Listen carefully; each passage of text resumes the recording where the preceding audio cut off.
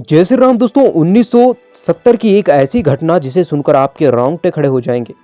कैसे सुंदर कांड के पाठ करने से हनुमान जी हुए प्रकट। जय श्री राम दोस्तों, मैं हूं आपका दोस्त द अग्निहोत्री। तो दोस्तों आज की इस कहानी को शुरू करते हैं।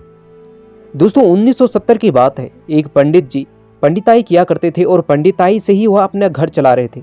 अपने बच्चों की पढ़ाई और घर उनका पंडिताई से ही चलता था।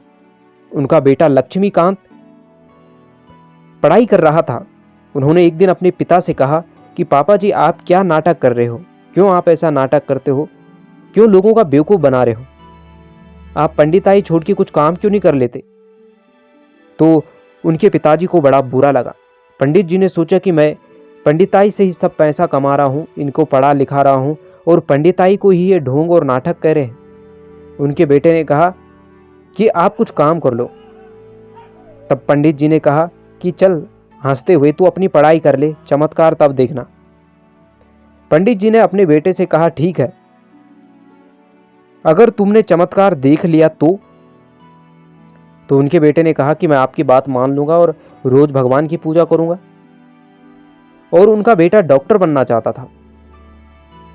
उन्होंने अपने बेटे को कहा कि रोज नहा धोकर सोने से पहले एक पाठ सुंदरकांड का जरूर करना।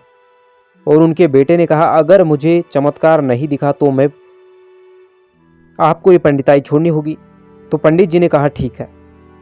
उनका बेटा रोज नहा धोकर सुंदरकांड का पाठ करने लगा।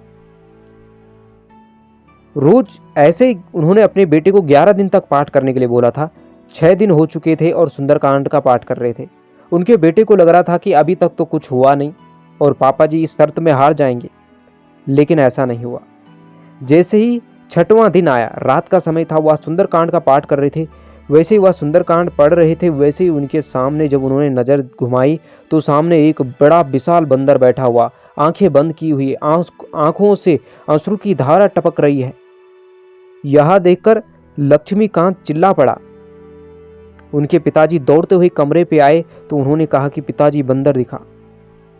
रोज ऐसा ही होने लगा। अंत में लक्ष्मीकांत जैसे 11 दिन हुए, उस दिन भी ऐसा ही उन्हें बंदर दिखाई दिया। अंत में लक्ष्मीकांत को अपने पिता के सामने हार माननी पड़ी और उन्हें यकीन हो गया कि वो सुंदरकांड का पाठ सुनने जो आ रहे थे वह हनुमान जी महाराज हैं। लक्ष्मीकांत आज इलाहाबाद हाईकोर्ट में वकील है और उन्होंने यह कहानी सुनाई थी।